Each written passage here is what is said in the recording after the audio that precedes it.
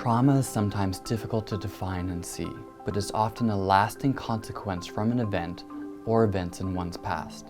It can be caused by a number of factors, including trauma like abuse or neglect, shock trauma, which can be caused like an event like a car crash or violent incident, or relational trauma, which is an ongoing threat from someone in power or authority.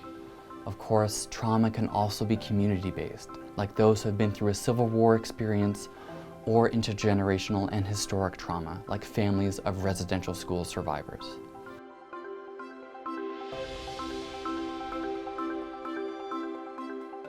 Trauma doesn't just leave scars like other injuries, but that doesn't mean it doesn't affect us. Trauma can manifest through vivid memories of an event, in mental images, and strong, overpowering sensory responses to different situations.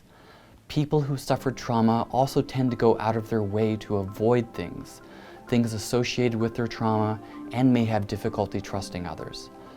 Trauma can also impact our mental and physical health, causing things such as sleep disorders and long-lasting emotions like guilt, shame, or feelings of worthlessness. Trauma isn't a life sentence, and it can be treated using safe, evidence-based approaches. Trauma treatment is focused on helping people control uncontrollable feelings around traumatic experiences. This begins with understanding how your trauma is impacting your life, learning skills to regulate intense negative emotions, and training your brain to leave traumatic experiences in the past. Trauma therapy helps relieve feelings of guilt and worthlessness, helping you be more compassionate and supportive of yourself.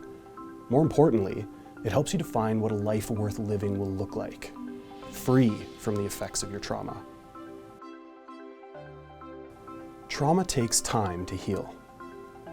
In our experience, a number of different evidence-based treatment options have been effective in helping people address and manage their trauma.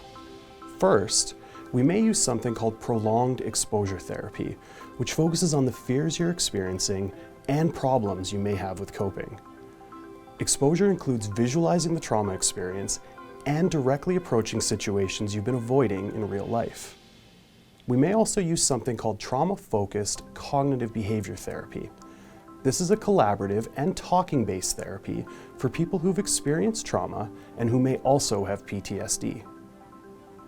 The third kind of treatment is called eye movement desensitization and reprocessing therapy.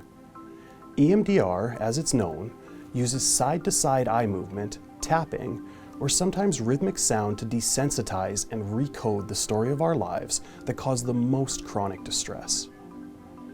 By mimicking the body's REM sleep phase, we can reduce the emotional intensity of painful memories. Lastly, we use something called cognitive processing therapy, which focuses on the connections between thoughts, feelings, behavior, and bodily sensations. At Edgar Psychological, we know it's not always easy for people suffering from trauma to reach out for support when they're struggling. Our Trauma Care Center team prides itself on working closely with our clients, following their lead, and helping them learn more about themselves every day. Most importantly, we do it using the latest research and evidence to support your care. No matter what challenges you might be facing, we're here to help.